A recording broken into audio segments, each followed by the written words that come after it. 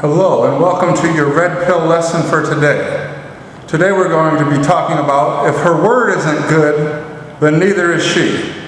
Again, if her word isn't good, then neither is she. And this applies not just to females, but applies to everybody. Like an example, if someone's telling me about a person, they'll say, well, he's a good person, or she's a good person. Really?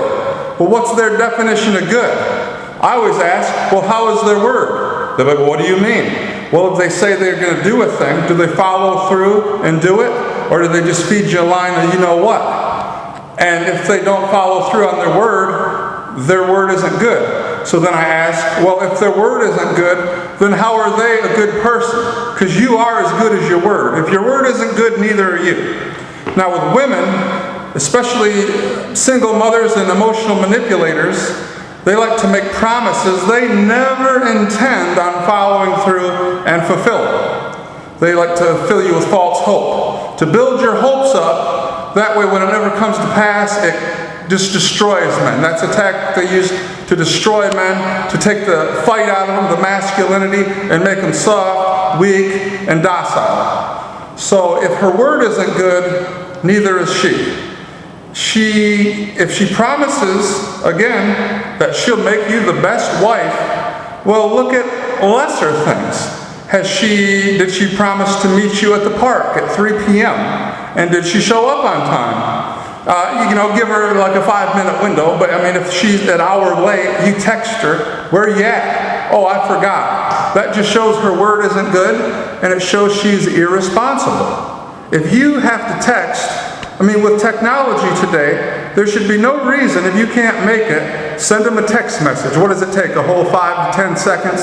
Oh, something came up, I can't make it. But no, see, women, they like to keep you waiting around on them. That way, see, it puts them in the driver's seat.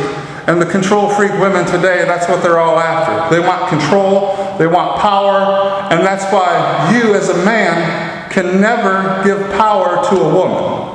Whether it's legal power over you by getting married or any other kind of power, because once you give a woman power, eventually she will use it against you. Just give her time. As sure as the sun comes up in the morning, a woman will use the power you give her against you. And it's your own fault because you never should have gave her that power to begin with. So again, back to her word, if she's promising she'll make this great wife and she'll cook food for you, she'll cook dinner, she'll keep the house clean, she'll crack your toes, rub your back. If she isn't doing it now, what makes you think she's going to do it after you get married? Because with marriage, the things you don't like about a woman, marriage amplifies those things 100-fold over. So if you thought she was annoying before you married her, just wait, because you're in for a world of hell. And you signed up for it. No one put a gun to your head and forced you to do it. You were just indoctrinated by all the blue pill programming your whole life to make you think marriage is something that you as a man wanted, when in fact you were just programmed to think that. See, because today marriage doesn't benefit men in any way, shape, or form. Women is who marriage benefits. So see, the power of women is they're the gatekeepers of sex. They determine if you have sex or not. You as a man, me as a man, we can do nothing about that. But our power as men is deciding who we marry, or if we don't marry, and to walk away. The only power we have today as men is walking away from the woman and never looking back. So if she isn't wife material, like a lot of women today, I guarantee you she ain't wife material if her word is no good.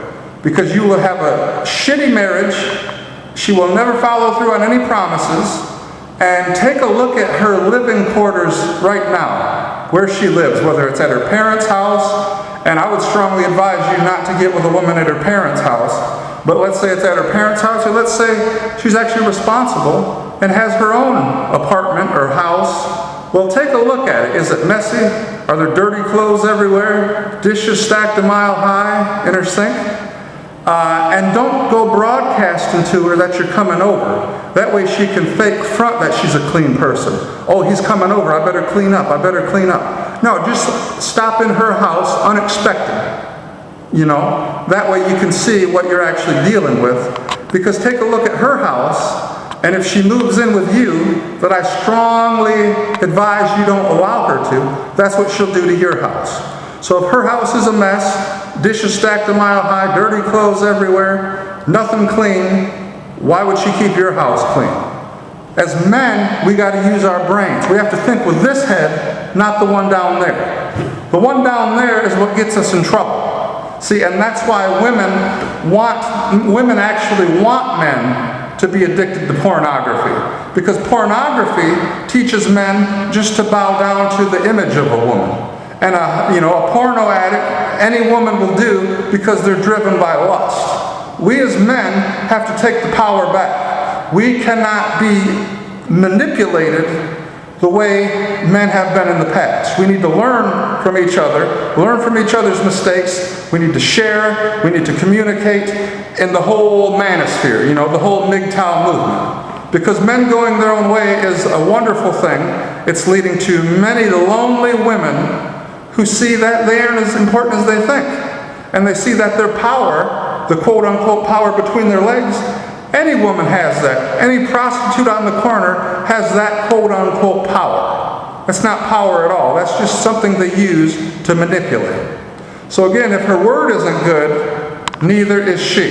And if her word isn't good, you need to pack up your stuff and move on and never look back. Because after you burn the bridge with her, she'll try a tactic that's called hoovering, making a bunch of empty promises to suck you back in to a relationship with her. It's named after the vacuum, Hoover. It's hoovering. I encourage you to search it, look it up. There's many manipulative tactics women use today with the doublethink, the Hungarian dialect, the Stockholm syndrome. Well, she convinces you to love your captivity as her slave and wage slave. So again, test her. Test her word. And if she don't keep her word, you need to throw her to the curb because she's trash.